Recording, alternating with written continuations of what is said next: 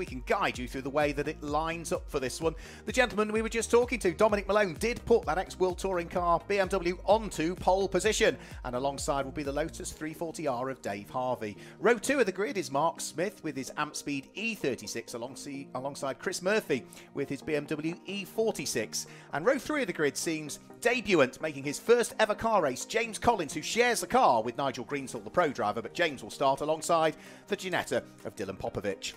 The 4th row of the grid sees number 34, Dave Griffin, alongside number 40, which is Brian Branson. And row 5 of the grid is Michael Vituli alongside Ashley Muldoon. Yep, then we move back to row number 6, where we see there, headed by number 3, Alex Haynes. Alongside him is going to be the number 98 machine of Russell Humphrey, that car shared with Mark Wyatt. Then we move back to the 7th row of the grid, where we'll see number 14, Warren Tattersall, and the 165 machine, I should say, of Warren Allen. The 8th row is going to be 129, which is Tommy Groot, and 771, which is Klaus Kukia. Hopefully we got that right that time round. And then further back, we move to the 9th row. Number 85 is the Adam Brown Danny Gassar car, and that's going to be Adam Brown to start for the first stint. Alongside him, number 199 is Mark Lee. To row number 10, you're going to see number 2, which is Maxwell Petch, sharing with Chris Petch, but it's Maxwell that starts the car. And on the outside of row number 10, the 133 machine of Shane Taylor, who starts with Dean Beckett to take over. On row 11, it's former Caterham racer, number 99, Patrick Scharfegger, alongside the number 10 car of John Cockerton at the wheel of his GT3 Porsche. Row 12 sees the Morgan, you can't miss it, it's Spearmint Green, number 77, of Tom Andrew, alongside Carnival 112, getting ever quicker all of the time, and a race winner. We've seen him in Classic Sports Car Clubs last year, Manoj Patel. The next row of the grid, row number 13, number 91, Hugh Gurney, lines up alongside the Little Lotus in the hands of the redoubtable Andy Napier. And on row number 14 of the grid, it's number 51, Natalie McGloin, and her Porsche lines up alongside the 219 Ford Focus of Terence Dolphin. The next row of the grid will bring us up onto the 29th and 30th position on the grid, and it's number 175, David Tyson in his Clio, alongside another man we caught up with in the paddock earlier, the Porsche, in the hands of Rob Hardy. And the last few places on the grid will see the number 172 machine of Amir Naran. He'll start the car piloting alongside Tom Jackson, who is the reigning British Endurance Champion. Then we have Les Conway in the number 62 machine with, at the back of the grid, Kevin Neville and David Little to round out the 33 starters for the Wasp New Millennium and Verum Builders Open Series. Yeah, and that also answered the question as to who Tom Jackson and what he was driving and who he was sharing with at the same time. With some other questions, if you watch the VT of our paddock walk this morning, we didn't know. We saw him, but we didn't know what he was racing. So thanks to the new sponsors for this year of the New Millennium Series, Wasp Performance, sponsoring that. New Millennium caters for any post-2000 production-based cars and their variants as well, split by what is engine capacity in reality, with BMWs having their own categories M1 and M2 depending on the level of modification. And the Virenburen Open Series is open to any production, hatchback, saloon, sports GT cars, some kit cars, all of which are not able to run on slick tyres. They're all running treaded tyres. So again, it's sort of two races combined as one, Matt. We don't split the grid. It's as they qualified. So it'll be really interesting to see how they get on. And what's even more interesting is that pole position, a New Millennium car, Dave Harvey on the outside of the front row of the grid. He's an Open Series car. So no one single one is dominating. It's the same on row 2, a New Millennium and Open Series. The same on row 3, a New Millennium and an Open Series. Very open. Yeah, great mix of cars there. Great to see all of the different series together towards the head of the field.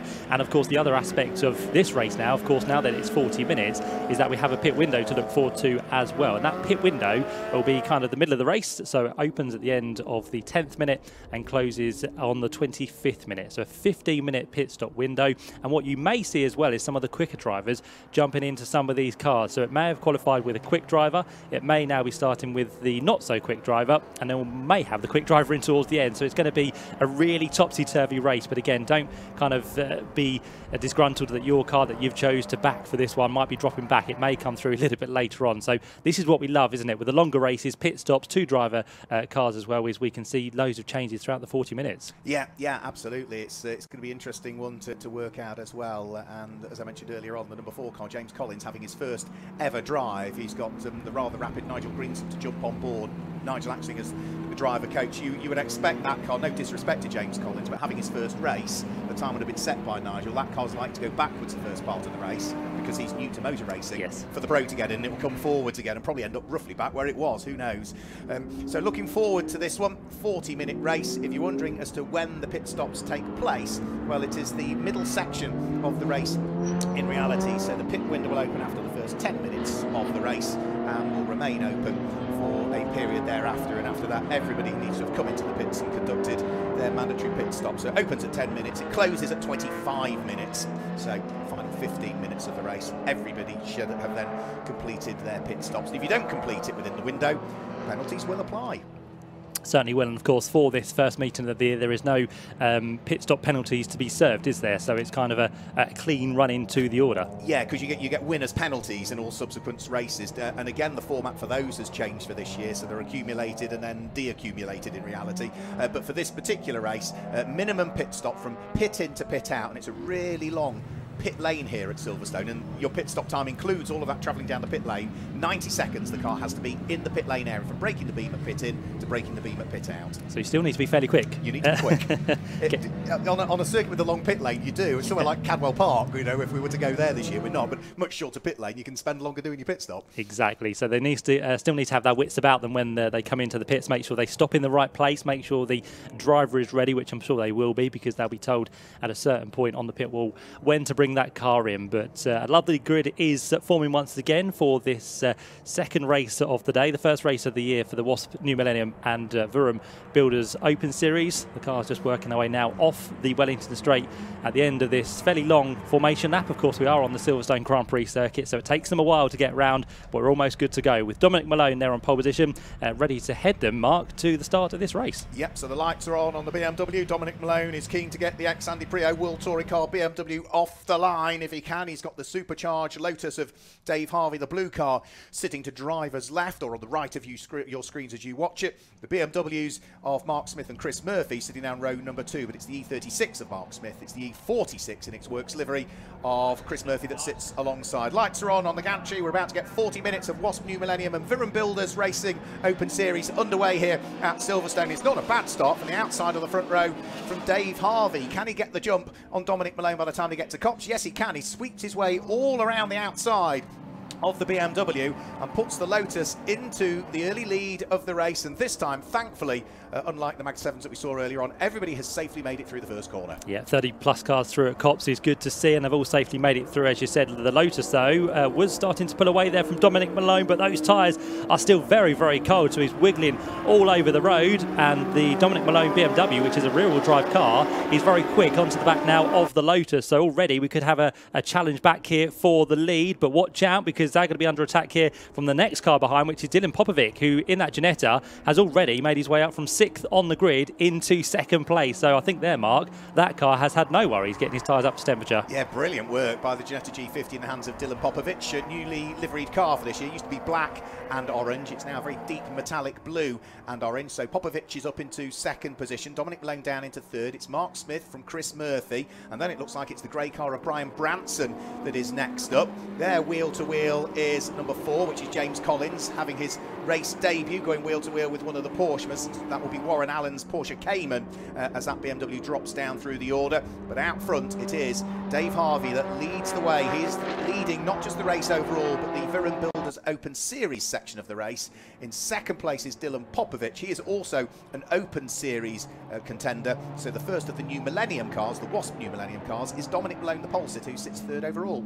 Certainly is. Mark Smith was up there as well by the looks of it in the number 36 machine. I think he's lost 1 position from where he started, but there or thereabouts as it stands, as the raft of BMWs in this field now work their way through towards the end of the circuit, so through the left-hander, which takes them onto the Wellington Straight. There is a bit of smoke coming from one of the BMWs, but couldn't quite work out which one it was. So hopefully that one is not destined for the pit lane at the end of this first lap. But as they come down towards the end of this first lap, it is now Dylan Popovic under pressure for this second place. So all of a sudden, it looks like David Harvey has got himself up to pace. The Lotus now starting to pull away, and Dylan Popovic will have a little bit more power in that Ginetta in a straight line. But again, you can be assured that the Dominic Malone BMW should make up the ground through the corners. Yeah, just keeping my eye on Dominic Malone's car, sitting there in third place because he's got his Amspeed teammate sitting right behind him, which is Mark Smith. Then it's Chris Murphy at the wheel of the slightly newer E46 BMW, and then the grey E46 in the hands of Brian Branson that he shares with Jazz Sapra. Those two guys seem to be out racing every single weekend somewhere in the country, don't they? Brian Branson and Jazz Sapra. And off, and I'm afraid, and that's into the gravel, going no further for Warren Tattersall, who deposits the Seat Leon Cupra TCR car into the gravel trap at Copse Corner, that looks like. And with that car being where it is at Copse Corner, yes, it's off the circuit, yes, it's off the runoff tarmac, but it'd still be deemed as being in the firing line, and that will certainly be covered by localised yellows, Matt, as a bare minimum. Yeah, if one car can go off there, there's no doubt that another one could go off as well. So for sure, next time round there could be and should be double wave yellows. Whether we get a safety car or not, we'll have to wait and see. But not good news there, unfortunately, for the Seat, which finds itself now in the gravel trap. But meantime, up front, David Harvey at the end of that first lap led by 1.5 seconds, so a fairly comfortable lead. And I was just going to say, I think it was the Klaus Kukia car which was smoking, and I think that could give us the answer of why that car has pulled off, because he's put it right to the edge of the circuit, and Klaus has obviously understood there may be a problem with that car. Yeah, such a shame for Klaus Kuika, who we spoke to earlier on, and with all of those cars now strewn around the circuit, looks like we are going full course caution. So you see the lights flashing there at the side, and we are going code 60. So the Classic Sports Car Club, I think, is still the only club that uses the code 60 format. And if you're not familiar what that is, in reality, there's a countdown that's done from race controls to all of the marshals posts to deploy the code 60 flag, which is a purpley pink flag with a cross through the middle, a circle inside that, and the number 60 written inside it. And that means that in reality, every car has to slow down to 60 kilometers per hour. So the only way to do it is to either have a speedo working in your car, or work out, depending on what gear you're in and the gearing, as to what you need to do. But in reality, it means that none of the gaps should change. All of the gaps that exist now from car to car to car to car, all the way through the field, will remain. There's no safety car out there. It's up to every car to maintain that speed. And once the incident is cleared, then there'll be another countdown from race control to all of the individuals' marshals posts, and all of those code 60 flags will simultaneously be replaced by a green flag, and we're away in racing again. Yeah, if you're a keen watcher of major international racing like Formula 1 and GT racing, it's almost like a virtual safety car, isn't it? So yeah. That's the way to explain it. But yeah, everyone will go around at 60 kilometres an hour, and no gain should be made and no losses should be done either. So that will all be regulated by the driver, and it shouldn't hopefully take too long to get that Cooper out of the gravel trap, although it was fairly deep. I know the marshals were trying very hard to push it, but alone I don't think the power of them will get it out. So it might need a little bit of a helping hand from a tow, but hopefully it won't take too much longer. But as you said, Mark, it kind of negates the safety car being needed, and it will mean that we can go back to green flag racing a lot quicker, especially on the full Grand Prix circuit. Absolutely, yeah, you can get the race back underway a lot quicker. We didn't really see exactly what happened to Warren Tattersall, so it would be remiss of me to say what happened, but we're early on in the race. Cold rear tyres might have been a bit of a catalyst towards that, because it's a fast corner, Cops, isn't it? You lean on that left rear tyre as you would do, and maybe it wasn't quite fully up to temperature. That's the only thing I can potentially suggest is probably going to have had a bearing on why that car's ended up in the gravel trap. So let's just sort of run you down through the order. You can see it there if you're watching on the live stream on the left of your screens, but it's Dave Harvey in the Lotus that leads away from the Ginetta G50 of Dylan Popovic. It's there in second place. Both of those cars run in the Viren Builders Open Series. Third at the moment is the leading New Millennium, the Wasp New Millennium car that we have, which is the number 74 BMW of Dan Malone. And fourth, it's another New Millennium car, which is number 36, Mark Smith. Fifth, it's back to the Open Series, number 72, Chris Murphy in his white and almost works liveried machine. And then it's the grey BMW of the New Millennium pairing, Brian Branson, Jazz Sapra, Brian behind the wheel. The number 40 BMW completes the top six at the moment. Seventh place, it's number 98, which is the slightly newer shape BMW E92. Russell Humphrey starts behind the wheel of the yellow car with Dave Griffin number 34 car in his BMW line there in 8th place. 9th place is number 165, which is Warren Allen with the Porsche Cayman, and completing the top 10 at this stage. It's back to BMW, I think, isn't it, for the top 10? Yeah, it's number 3, which again is that white and works liveried machine almost in the hands of Ashley Hayes. Those are the top 10 in your car. There on the screen is Adam Brown, who is making his debut in this car. We've seen lots of Adam in the Classic Sports Car Club over the years, but never has he had the opportunity to drive one of Nigel Ainge's Honda Integras before, so he's sharing that car with Danny Cassar, and out of the gravel and doing the right thing of weaving from side to side whilst off the racing line and entirely off the circuit is Warren Tattersall. You can see just how much gravel has been deposited, Matt, and sensible driving by Warren, because had he have gone straight back onto the track and done that, that would have been quite tricky, wouldn't it? Yeah, that'd have caught a few more people out, I'm sure, once we went back to green flag racing. But he was obviously listening to the driver's briefing this morning and what to do if you are pulled out of the gravel and how to disperse of all that gravel from the car. So good to see that Warren Tattersall's car is back going. Hopefully it will be able to continue in the race. Whether it's got any more damage, we'll have to wait and see. But by the way he was vigorously weaving the car, I think he should be okay to continue, which is good. Of course, he will be now, I think, a lap down, but we'll be able to catch back up with the rear of the pack once the green flag is waved once again. I was just actually a few minutes ago looking at the gap between the top two. It's 34 seconds, which seems quite surprising at the end of 2 laps. So not too sure how David Harvey did that, but he had a very quick lap there, so we'll have to wait and see. But yeah, he leads by a fair margin here, which is going to mean the likes of Dylan Popovic and Dominic Malone and Mark Smith have got lots of work to do now once the green flag waves, which it now does.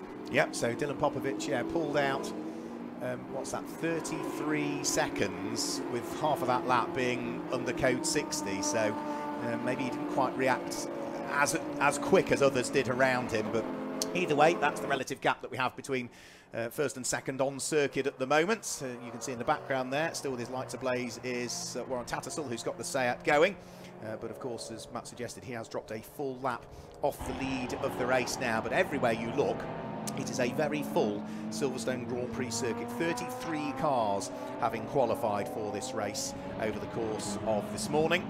And actually, these cars also had in their qualifying session the Gold Arts Magnificent Sevens as well, who raced just prior to the lunch break taking place here at Silverstone. So it was an even busier circuit for the morning qualifying. So David Harvey leads the way in the Lotus from the Ginetta, and then a raft of BMWs thereafter.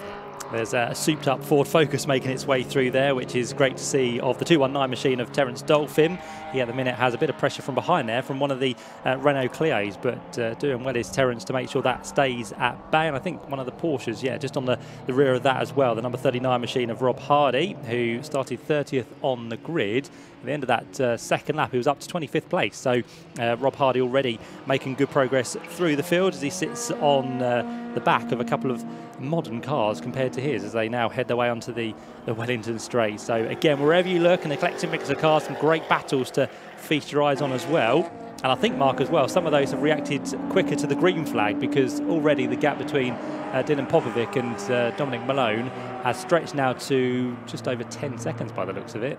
Yeah, as it's come out enormously, hasn't it? Yeah, again, between those two. So the Ginetta pulling ever further away from the ex-Andy Prio BMW, which still runs in third place, but more importantly, as far as Dominic Malone, the pole sitter, is concerned, he still continues to lead the Wasp New Millennium section of the race. Now, this is a good little squabble. It's just heading down the Hanger Straight and in towards the braking area for Stowe Corner. I think that's Alex Haynes that's coming under pressure from Warren Allen's Porsche. Warren Allen's got tucked behind him James Collins in the dark green E46 BMW, and just after James Collins, that looks like it's Ashley Muldoon, another driver that we sort of almost inadvertently bumped into as he was trying to back his car back into the garage when we did the pit walk earlier on. So that's a fight for 10th, 11th, 12th and 13th places. Yep, certainly is there. I think it's Patrick, no, it's not Patrick Scharfiger, is it? He's in the 99 machine, so that will be the 199 machine working its way through, which is Mark Lee, so the man who started in what was 18th place on the grid. So here again, he's not doing too bad. He's made up a couple of positions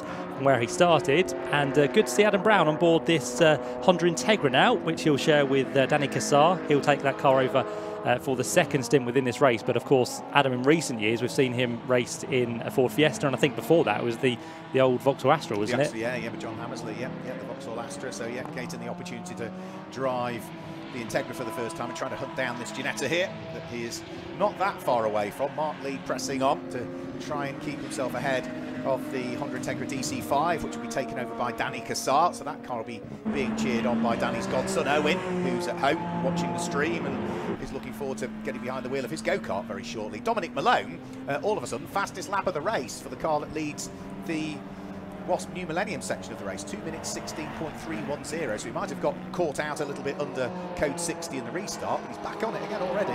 Yeah, feeling a bit more confident now that there's some grip underneath that car. So Dominic Malone continuing to push, and just past us in the commentary box has gone the number 40 BMW. So Brian Bransom into the pit lane. Well, the pit window is open, so that's not a surprise, to be fair. I thought that might be a little bit early, but under that safety car we've gone through quite quick. So Brian Bransom already in to hand over that car to Jasper Stappbra. So I think that is possibly one of the leading cars, the first one we've had in. Yeah, I think you're absolutely right that it is, as we continue to look at what's going on further down through the order. Warren Allen at the wheel of the Porsche Cayman, coming under pressure from the dark blue and red BMW of Ashley Muldoon. Further back from that, there goes Mark Lee in the Dayglow Ginetti. You can't miss that car, but onto the hangar straight comes the Porsche in the hands of Warren Allen, the dark blue BMW with its red wing mirrors right behind him. This is the fight for what is 10th and 11th position at this stage. Both of these cars run in the New Millennium section of the race. For the Porsche, it is running in New Millennium Class B. For Ashley Muldoon in its BMW, it's New Millennium Class M1, which is for highly modified BMWs, either running the S50 or the S64 3.2 litre engine. So that's a good little fight between those two. And Warren Allen we've seen out racing in things like the MSVT Track Day Trophy and stuff like that in the past, I'm sure.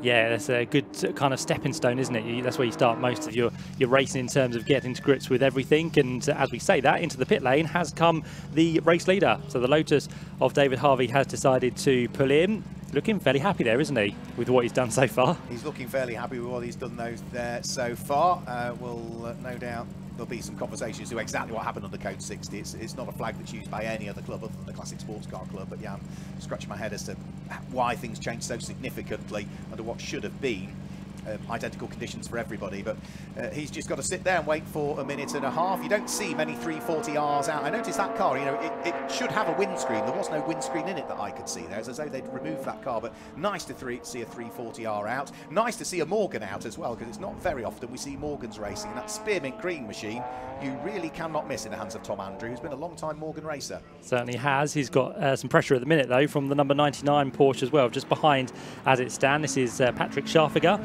who pushes on now down on towards the Wellington straight. I think Patrick's another one who in recent years has raced in Citroën C1s, I believe. So yes, he has. Patrick this weekend with Steve Cunniff. Those two are going fairly well. And to be fair, where do they currently lie? They are 20th, aren't they? So yeah, not bad at all.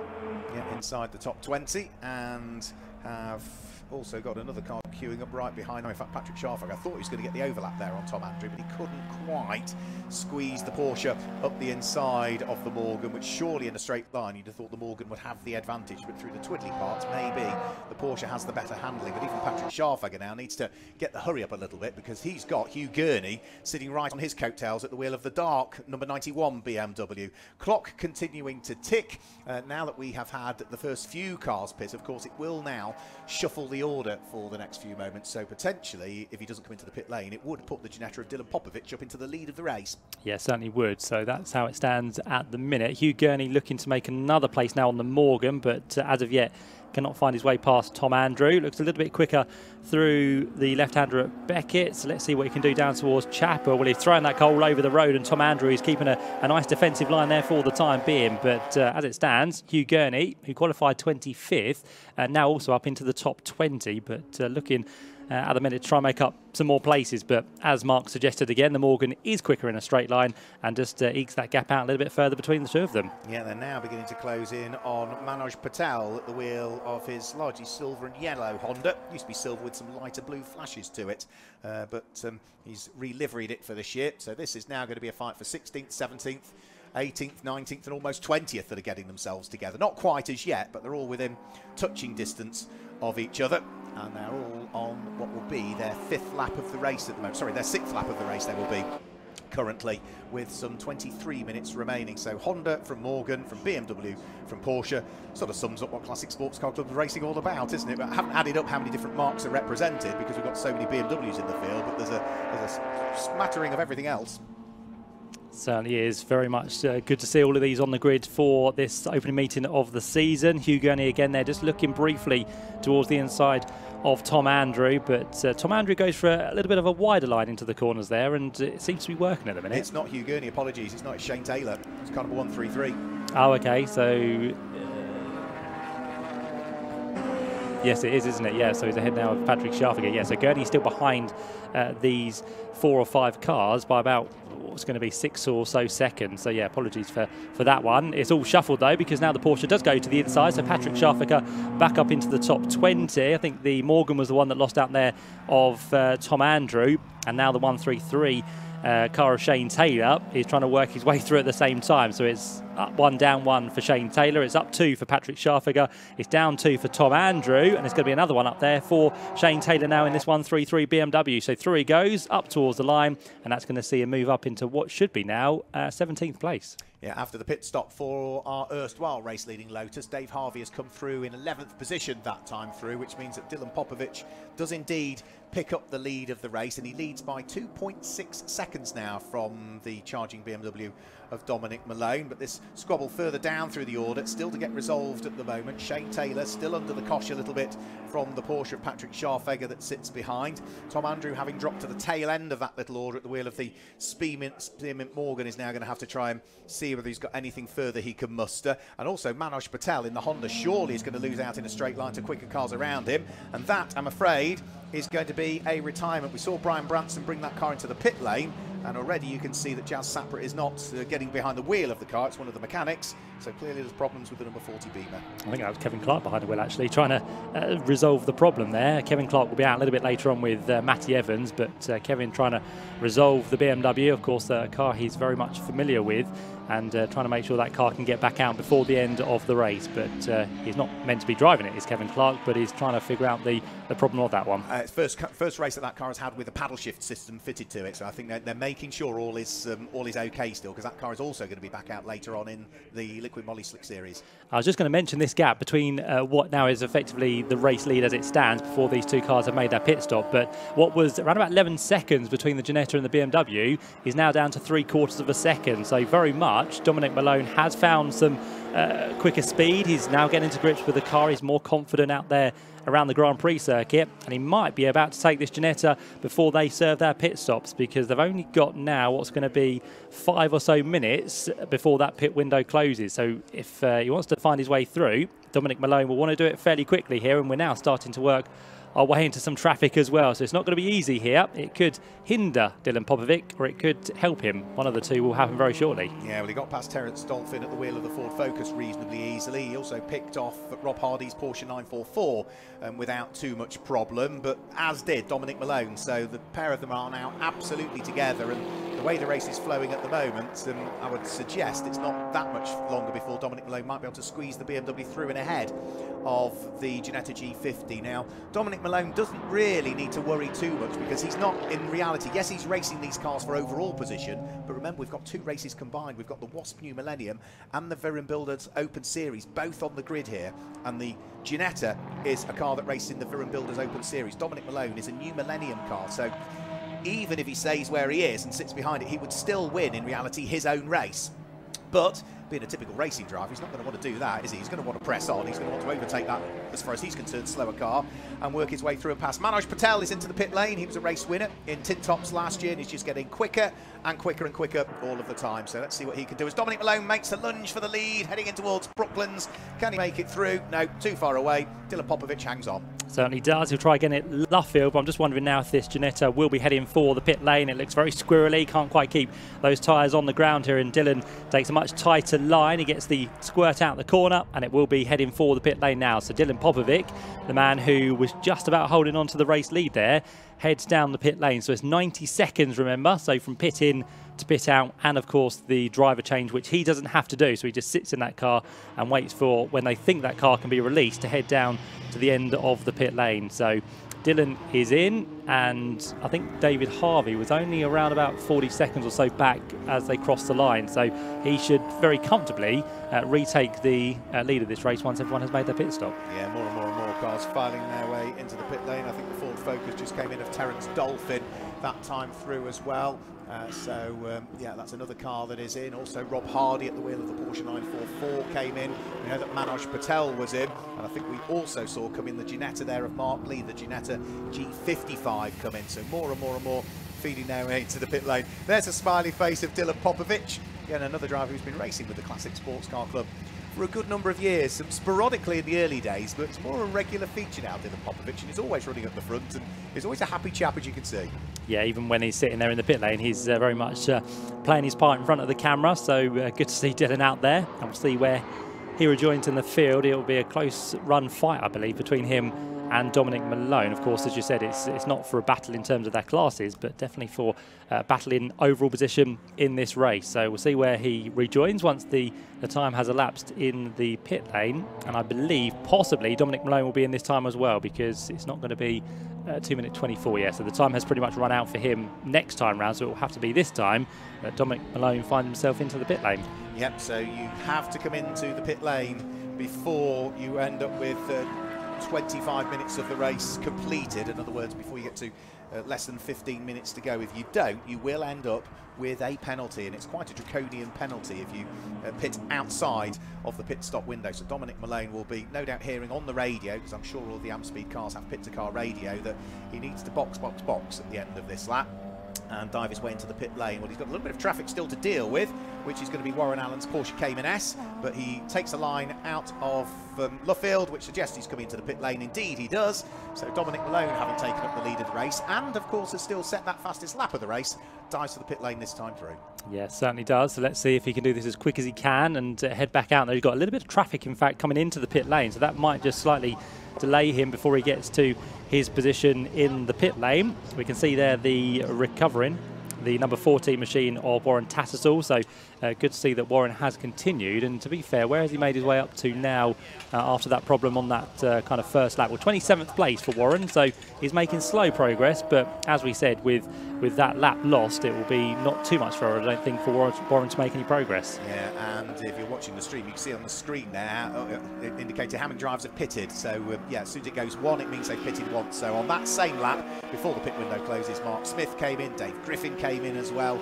So I think that is the vast majority that have pitted now, apart from one car that hasn't, which now comes in, thankfully, Max Petch. I was getting a bit worried there that the number 2 car that started 19th and had worked its way all the way up to 5th was going to pit too late, but no, Max comes into the pit lane with about, what, 40 seconds to spare before the window closes. Yeah, they're all coming in very fine there, but they thought they could squeeze through before the time in terms of the window close. There's still 20 seconds left, so hopefully we'll get all of them in. I think we're still waiting on the number 91 machine, aren't we? The BMW of Hugh Gurney. That has not yet been in by the looks of it. David Tyson hasn't either at the wheel of Renault Clio. There's a couple need to make it, and they might not do this. We'll have to wait and see. There's Chris Murphy, you can see, working his way through the final corner. So Chris Murphy, who again has raced Classic Sports Car Club, GT Cup, is a long-time runner in a BMW. He's driven a few different things. I think he's also out in possibly Porsche, if I remember. But at Z-Cars Championship as well. That's right, yeah. He's another one who likes to race most weekends. Most weekends he's somewhere, is Chris Murphy, yeah, and a former GT Cup champion as well, so he's not a slow chap whatsoever. So the pit window has now closed. However, there's still Hugh Gurney to pit, and there is still the Renault Clio of David Tyson to pit. So those drivers will be asked questions as to why they enjoyed themselves so much out on track and did not to come into the pit lane. I gather there might have been problems in the pit stop for the James Collins and Nigel Greensaw BMW. There was, I think, a misfire as it was heading down the pit lane. Lots of backfiring coming off from that car. So whether there's some sort of electrical issue or not, I'm not entirely sure. Remember, that's the car that has just been taken over by Nigel Greensaw, the pro, from first time ever debutant in racing cars, James Collins. Yeah, yet to go across the line. So they are now rapidly dropping down the order. They were 10th. There they go across the line, 13th place. So just coming through now in towards Copse Corner. And we'll give you a kind of rundown of the order once everyone has finally made their pit stop and once the next lap has been completed. But we are expecting David Harvey to be back towards the head of the order. Although as it stands, he's not quite there yet. But we're still waiting for, of course, Dominic Malone to tick his way through, which he'll do, of course, at the end of the next lap. And as we say that, David Harvey's just gone across the line to recommence as our race leader once more. Yeah, so Dave Harvey retakes up the lead away. So I wonder, I mean, the report we got was that the car was backfiring heading down the pit lane number 4 car. I suspect it was probably the pit lane speed limiter that they got fitted to that car that was causing the problem. So Dave Harvey retakes up the lead of the race. What we're looking at here is Alex Haynes fighting away with, that looks like Ashley Muldoon's car that sits behind. Now this will be for position. This will be for 8th and 9th place on track at the moment. Staying well and truly out of harm's way was the Seat Leon Cooper that was in the gravel earlier on of Warren Tattersall. He knows that he's a lap adrift of all of those that are coming by, so he's just letting the quicker cars scythe their way through. But the squabble is on between the two Beamers as they turn their way through the right-hander at Abbey. I think these are another 2 cars, both of which I think are run by Amp Speed. So lights are on for Ashley Muldoon, but Alex Haynes, that won't worry him. He's going to press on. Certainly is. They are currently battling for 4th in class by the looks of it. So this is the New Millennium Class 1. So they are currently in 8th and 9th place overall. But good run there from Ashley Muldoon. Might see him try and make a move at the end of the Wellington Straight. So let's see if Alex Haynes can defend this position as they work their way under the bridge very shortly. They'll hit the brakes as hard as they can. And you can just see there 2 other BMWs working their way through, and there's big lunge there from Ashley Muldoon, and the job will be done, I think, on the exit of the corner. So Alex Haynes wasn't really expecting it. I wasn't really expecting it either, but Ashley Muldoon has gone through, and that's what you need to do sometimes, is take your competitor by surprise. That was decisive, wasn't it? Ashley Muldoon said, I'm coming through. If you want to turn in, I'll be alongside by the time you get there. So, but yeah, sensible driving by both of them. Alex Haynes reading it well, actually, and well aware of what was going on in his peripheral vision as well, once he'd seen that the car had maybe moved out of sight. However, he's having another little nibble again as they head up towards Copse Corner. Ashley Muldoon is going to have to stick his elbows out here if he wants to hang on to his newly acquired position, which is 7th position. So through Maggots and Beckett, such a great section of the circuit, isn't it? This just sweeps from one side to the other and back to the other. It must be exhilarating to drive one of these BMWs around. I can't imagine what it's like in a Formula 1 car with the change of direction and the speed you carry through there. It's a great corner. Yeah, chucking you about corner to corner, but yeah, great sequence of circuit here at Silverstone. We've got into the pit lane, Amir Naran for, is that a late visit? Possibly, I'm not too sure, or maybe a problem. That was maybe taken over by Tom Jackson, who it was meant to be, but we've got a different name on our timing screen, so it's probably had a further change there, unfortunately, but we'll try and get to the bottom of that in due course. So this BMW battle continues. This is, of course, Ashley Muldoon with Alex Haynes behind. There is also another close BMW battle just up the road from them, which is in the same class. Mark Smith and Dave Griffin, not too far separated as well. So we've got a nice cluster of 4 cars becoming a great battle for 5th place, and then this is a further battle a little bit back from what we were just looking. There's Warren Tattersall's Seat Cupra. Again, as we said, he's currently a few laps down as it stands, but it's the BMW now trying to make a move towards the inside, in towards the right-hander of Abbey, and that's going to make the job done and dusted as it works its way past the Porsche there in the hands of, I think that's the 165 machine. It is, that's Warren Allen, and it's Nigel Greensall that's just gone past. Nigel Greensall, who is has been a pro racer for a huge number of years, whether it be more contemporary machinery or historic stuff as well. Only, I think, last weekend and the weekend before, he's been out racing in the States with customers that he has on the opposite side of the Atlantic, and is back over here now racing and tutoring James Collins, who's dipping his toe in the motorsport water for the first time this weekend. So through shot there goes that squabble that we were talking about. Here up towards the camera now goes Warren Allen, having lost out to this green BMW now in the hands of Nigel Greensall. Nigel Greensall's next target is going to be that Ginetta car number 199 of Mark Lee that lies ahead, the 3.7 litre Ford engined G55 that we've seen Mark racing in the Miller's Oils Ginetta Super Cup for the last season or so, having come out of the academy, I think, Mark Lee, the Ginetta Academy in the first year. So he is now feeling the pinch from the pro, who's ganging up on him. And all of those cars ahead of Nigel Greensall need to be aware of him coming, because last time round he's just done a 218.3, where all those ahead are in the 220s or 221. So Nigel Greensall almost 3 seconds a lap quicker here, and he's not too far back from them, is he? So as you'd expect, Nigel's be quick, but he's absolutely on a mission, and he's almost going to make a move here on the car which is just about caught now, Mark Lee, in that Ginetta, the bright yellow Ginetta, which is now onto the back of. So here comes Nigel Greensall, down the hanger straight he goes, looks towards the inside line, and that will be a position for him overall, and we'll see him now up into the top 9. Yeah, so good result for that. I did say it's one of those cars that would drop down through the order in the early stages and would be one that would work its way back through later on, and that's exactly what is happening. Still a good fight going on between Ashley Muldoon, who is still being shadowed to a reasonable degree by the number 3 Works liveried car of Alex Haynes that sits behind. The 2 E36s still working together. Now, if Nigel Greensall can get past the Ginetta, which he has now done, those 2 BMWs are the next that he needs to catch, and often problems, and that's kind of 129. That's Tommy Grout that is off somewhere on circuit. Difficult to tell from that shot where that is. I think it might be along the Wellington Straight, possibly. Yeah, I think it's by the Beckett's box, isn't it? Somewhere around there. So Marshall's on hand once again to push Tommy's car out of the way. And just looking at the clock, this race has flown by. There's only 8 minutes left as it stands, and Nigel Greensall is trying to get on with the mission. As you can see there, the second place man, Dominic Malone, just working his way through the traffic. So the man who qualified on pole position, just up now behind the Morgan there, coming up onto the back of the Morgan of Tom Andrews. So that car is about to go a lap down. And Dominic Malone, his nearest competitor, is near enough 10 seconds back. But that's good progress, actually, from the 72 machine of Chris Murphy. So again, later on in this race, Chris Murphy has made his way back towards the front.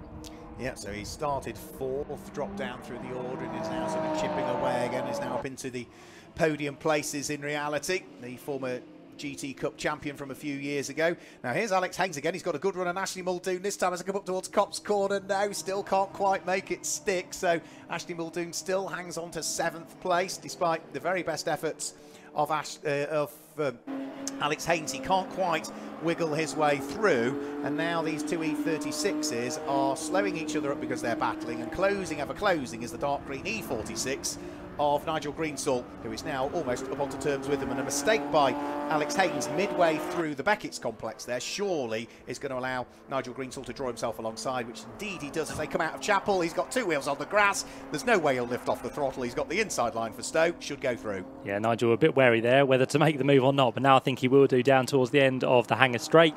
Makes his car then as wide as possible as he turns in through the right-hander. I think there the mistake came from Alex Haynes. I think he was concentrating on Ashley Muldoon's car and also trying to work out what was behind him, so just kind of missed the apex of the corner. So unfortunately for Alex, he's lost ground now to Ashley Muldoon. He's lost the place to Nigel Greensall, and I think before too much longer, Ashley Muldoon in the number 18 BMW, the black and red one, is about to be passed here by Nigel Greensall. But can he get the job done before the right-hander at Abbey Corner? He's going to try for it, but again, he doesn't want to put that car in too much of a precarious position. So he hangs on, and we'll probably have a little bit of a better look up towards the loop. Yeah, I think he's just a bit slower and a bit cautious heading in towards Abbey, but made sure he got good momentum coming out, which leaves the door open also for Alex Haynes to squeeze his way through. So Ashley Muldoon wanted to let the E46 through. He did not ideally want to let Alex Haynes through, but Alex Haynes, doors open. Thank you very much. Signed, sealed, delivered. Yeah, no second invitation needed on that one. So through goes both of those cars on Ashley Muldoon. So he now drops down into 8th position. What can now Nigel Greensall do on Dave Griffin? Well, we'll have a look at the end of this lap, but it's going to be a fair gap to make up. And with time ticking away now, I don't think he's going to quite get there. But if anyone can give it a go, I think Nigel Greensall will be the man to do so. But let's have a look and see what the gap is between them as they head now up towards the line. And also watch out there, you can see in the background, just catching up now with the BMWs, is the car of Mark Lee. So I don't think he's quite done in that Ginetta as it stands. So he's on the charge, and for Nigel Greensall, the gap between him and Dave Griffin is almost 10 seconds. So that might be a little bit too much, Mark. Yeah, even for Nigel Greensall, that's a bit of a tall ask, isn't it, in reality? He's still got traffic to deal with as well. I think that's Les Conway's car that he's just heading through and past. That's one of these slightly older BMWs. That's the E30 type BMW. So yeah, that will be Les Conway, who has just wiggled his way through and past.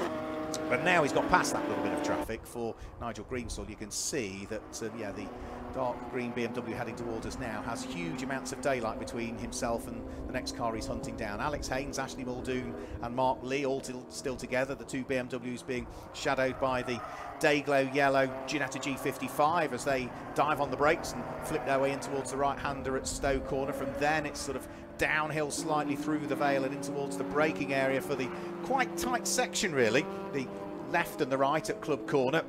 And then pick up the throttle again, but be cautious on how quickly you pick it up. Otherwise, if you come through Club Corner and apply a bit too much throttle too early, it can soon spin you around or spin you into the pit wall on the right there. Certainly could, yep. So the battle continues here as we watch it between Alex Haynes and Ashley Muldoon and Mark Lee, who now has just dropped off slightly from the back of these two BMWs. So after the squabbling they've been doing, they've kind of regrouped and started to pull away once more, but I don't think Ashley Muldoon is quite done with this Alex Haynes car just yet. He brakes very late into the corner, almost outbraked himself there at the same time, but manages to get himself back online. Through the loop they now go and down on towards the Wellington Straight for what's going to be for them the 13th time of asking. So they're on their way down there. Race leader, by the way, David Harvey, already across the line onto another lap. Leads by well over 50 seconds at the minute, with Dominic Malone still not that safe in second place, because the gap between him now and Chris Murphy is down to 1.3 seconds. So can Dominic hold on? Of course, it's not for the same class, because both of them run in different classes. New Millennium for Dominic and Open Series for Chris Murphy, but of course it's all for overall position and to find themselves either second or third step on the podium. Yeah, and really impressed with what Chris Murphy has done in the Virum Builders Open Series. So let's see as to whether he can haul himself up into second overall. We've still got this great fight going on. Mark Lee, who had dropped away a little bit at the wheel of the Ginetta, well, the number 199 Ginetta is now starting to close back up again towards Ashley Muldoon. Ashley Muldoon is having another go at it to see whether he can unlock the door again and squeeze his way through and past the BMW of Alex Haynes that lies ahead. Didn't look as though the gap was quite big enough. And then in the background, it looks as though Warren Allen is coming under pressure from Danny Cassar, who is weaving his way through the traffic. Danny Cassar having taken over this Honda Integra from Adam Brown. And Danny is doing exactly what we thought Danny would do. He knows this car well. He's raced it with himself and Nigel Ains for a very good number of years.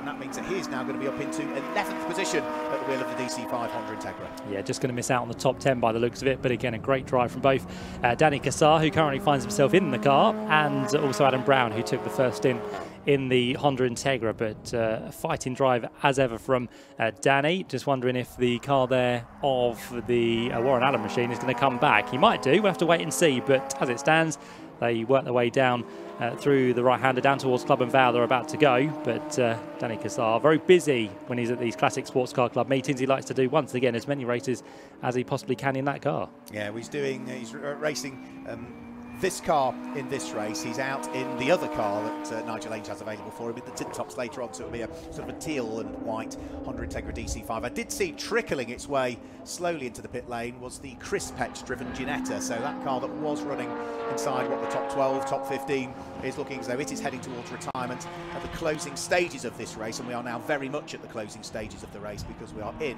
to the final 45 seconds of this race. Dave Harvey, having picked up the lead when the lights went out, he really increased his lead either just before or in the early stages of that code 60. We'll have to wait and see, but he has since maintained that gap, hasn't he? It's always been around 50 seconds, subject to when the pit stops are taking place. Yeah, it hasn't changed too much at all between him and either Dominic Malone or Dylan Popovic, who was there at the time as well. Dylan's held on fairly well. He has dropped about 20 seconds back from the top three, but still for Dylan, this is going to be a good third place in class and inside the top five as well for that Ginetta. But we have now got 5 seconds left on the clock. We've already got David Harvey on to his last lap, and the Lotus now working his way through the final couple of corners in towards the likes of Luffield through Woodcote for the final time, and it's been, I think it's fair to say, a fairly easy second half of the race for David Harvey, albeit with the traffic to deal with. He's going to come up to take his first win of the season in the Wasp New Millennium and, for his part, the Virum Builders Open Series. So he crosses the line in first place. We're going to have to wait quite a while for second place man Dominic Malone to come through, but he is going to be good by the looks of it to pick up the victory in the New Millennium Series. And as I say that, he's just pulled off on this last lap. So Dominic Malone, after what was looking to be such a fantastic run in that ex-Andy Prio BMW, has pulled off on the last lap of the race. Maybe short-fueled? Yeah. I simply don't know. That's the only... It'd be gutting if it was a mechanical issue on the final lap. It'd be equally as frustrating if it was fuel, but were they that tight on fuel? It begs the question, doesn't it? We did have a code 60, so it'd be a miscalculation for sure. It would have been if we wouldn't have had that code 60. It'd be a lot earlier than that. So what a shame for Dominic Malone. So he's not going to pick up the victory in the New Millennium. So we'll let you know who that will be once they've taken the checkered flag. But second place now comes through, so it's going to be an even better drive there from Chris Murphy. So fantastic job from fourth on the grid up to second. Yeah, brilliant stuff for Chris Murphy. And then it should be Dylan Popovic who will come through to finish in third position at the wheel of the number 9 Ginetta. And I think ultimately the New Millennium section of the race should be taken by the number 36 car of Mark Smith, who I gather did have a small problem in the pit stop, and that's why that car was a little bit slow and lost time. So to come through and still win that section of the race would be a good result for at least one side of the Amspeed garage. Certainly will, yeah. So Mark Smith looking for the checkered flag. He's not too far away from it in his BMW. He's about 3.5 seconds up the road from now his nearest competitor, which is Dave Griffin. So if he's done enough to hold that gap, then Mark Smith should be good for fourth place overall and also the win within the New Millennium. And we still wait for him to come through. It's taken a long, long time. That was the extent, of course, of David Harvey's lead. And yes, it will be Mark Smith for fourth place, first in the New Millenniums. Fifth place and second in that class is going to be Dave Griffin. And then sixth place and third in New Millennium is Nigel Greensall, and for his first ever race, James Collins. Not bad at all. So another first-timer on the podium in their first ever race. So many congratulations to James. Lots of hard work done by him and lots of work in that latter stage of the race done by Nigel Greensall as well. So that for sixth place and third in class, as we said. They also win, in fact, they're part of the New Millennium in terms of the class. So class 2 won by Nigel Greensall and James Collins. So it gets even better for those two. Seventh place then for number 3. That's going to be across the line for Alex Haynes. Good job from him after starting 11th on the grid. Eighth place then for number 18.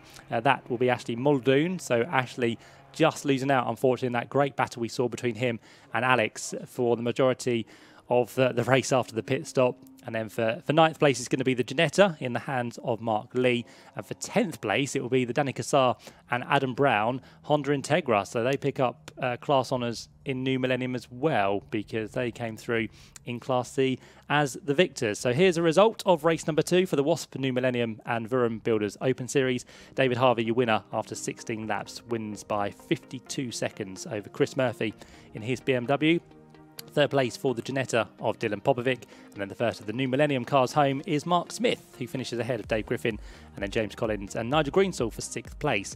Alex Haynes, Ashley Muldoon, Mark Lee with the Adam Brown and Danny Cassar Honda in 10th place. Warren Allen was in 11th. Dominic Malone will get classified in 12th place, but of course that will have to be one to wait and see. The Humphrey and Wyatt car in 13th place, and Tom Andrew in his Morgan finishes in 14th position. Further back in 15th place is the 133 machine of Shane Taylor and Dean Beckett in their BMW. 16th place for Patrick Scharfiger and Steve Cunniff, just ahead of the Porsche of Natalie McGloin. 18th place for the Petches in the number 2 car with Hugh Gurney and Andy Napier rounding out your top 20. Then it was the Dolphin and Green 219 machine in 21st place. Rob Hardy in his Porsche in 22nd. David Tyson, Manoj Patel, Warren Tattersall with some problems towards the end, of course, and also towards the start of the race, with an Aaron and Coulson car in 26th and Les Conway in 27th position.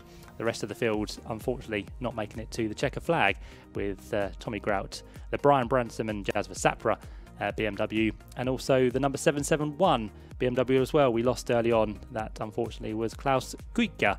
But hopefully we'll see him back at the next meeting for the Classic Sports Car Club. So there we go. We hope you enjoyed that one from the Wasp New Millennium and the Vuram Builders Open Series.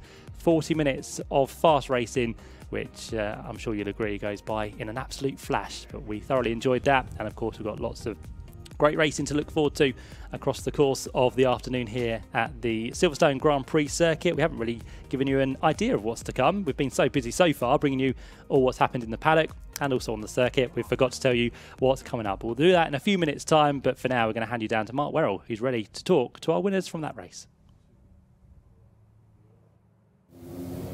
So our second race of the day, the combined Wasp New Millennium and Vuram Builders Open Series race, won by Dave Harvey. Dave, you started on the outside of the front row of the grid. Great start, saw you ultimately come through for a lights to flag victory. Yes, first thing I was going to say was the thanks to all the marshals that are standing out there freezing cold. Yeah, but it was good. Code 60 came out and I dropped down the speed, running on 60, and I don't know where everybody else went. I don't know if I got it right or not, to be honest. So you dropped down to 60, hang on to the lead of the race, you then pitted, and of course you still got to keep pushing. Oh yeah, I pushed all the way through, and but I pitted early. I often do, because then it gets it out of the way. And when you're getting towards the end of the race and you're starting to get tired, you're more likely to make a mistake in the pits. We don't see that many Lotus 340Rs racing generally, let alone in the UK. Just talk us through this car and what it's like around Silverstone and the Grand Prix circuit. I've had it since it was new, back in 2020. I've raced it in Europe for many, many years, and as far as I know, it's the only 340 racing car, and it's fabulous. It's much, much better than the driver. Brings a smile to your face, even on a cold day like this, going round in it. Not cold in there. Well done on the win. Thank you. Many congratulations. So that's Dave Harvey, our overall race winner and the winner of the Viren Builders Open Series section of the race. We'll come down and have a quick chat to Mark Smith, who probably might not have been aware as to that he was heading towards a chat as the winner of the WASP New Millennium section of the race, but it was quite late on where sadly his teammate Dan Malone from Ampspeed retired whilst in a position that would have given him victory in the WASP New Millennium section of the race. So off come Mark's glasses, we'll wait for him to take off the crash helmet, and then we'll grab a quick word with him and Warren Allen as well, who was one of the class winners in the New Millennium section of the race. So crash helmet off comes the hands device, and then beard and moustache as well now for Mark this season, so sporting extra weight in the car. The winter setting, he says. So let's grab a quick word with our WASP New Millennium winner in the race. It'll be delight on one side of the Ampspeed garage, it'll be disappointment on the other, because Dominic Malone, your teammate, was leading until the final lap. I know, I only just found that just when I pulled up here, which I think it was like a fuel issue or something on the last lap, which I'm really upset for him. So I probably didn't deserve it, but I'm here now, so I'll take it. What happened, there was an E46 sort of GTR car as well that was quite pacey. I don't know what happened there. Was it? That was, I don't know which one that was. Oh, that would be Nigel Greenstall took over that towards the end, so he was closing in your mirrors there. Oh, was he? Oh, right, okay then. Oh, that will explain something then. I'll take that as a positive. Delighted with the win. Back for another season again with you. No, I know. Yeah, keep passing the old medical, don't I? So I'm coming out to play. And you're coming out to play later on as well, because you're out in the Liqui Moly Slick Series. And who's my son? Yeah. Who's starting in the car? Because we don't know that yet. I think I am. I think we'll pop you down as quicker than me. Maybe he should, but I will. And the other thing you need to do, and is wander up and just tap Dominic on the back of the shoulder and commiserate him. I'll give him a cuddle. I'll give him a cuddle and a cup of tea. With a big smile on your face as a race winner. Yeah, thank you very much, Mark. Cheers. Well done, Mark. So there we go, there's Mark Smith. And let's grab a quick word with Warren Allen if we can, who came home and had a busy old race really at the wheel of what was the Class B WASP New Millennium Porsche Cayman. WASP being our new supporters of the New Millennium for the 2022 championship season. Warren, congratulations. It was a busy old race. Every time we saw you on the stream, you were either in full attack mode or full defence mode. No, I had a good afternoon actually. Thank you. Yeah, we had a good race. I didn't know where I was going to come today. I had to rush to get the car ready just to get here for Silverstone, and I've just got to do the Grand Prix circuit. So you look a bit chilly. It is rather chilly. It is rather chilly. You're saying rushing to get the car ready. Surely that's club motorsport generally anyway, isn't it? That's life, mate, isn't it? That it really is life. Getting my licence, getting all the bits together, getting the tyres from Adams and Page and everything, that was just all another job to do. And a nice way to start the season. A with a win, but Silverstone Grand Prix circuit, as you say. Exactly. Great place to be. Great place to be. Well, very well done indeed. Many congratulations on the win in Class B, WASP New Millennium. But we've got more racing coming up for you in just a few moments' time. It's the Coord Sport Tin Tops together with the Turbo Tin Tops and the Puma Cup that are up next.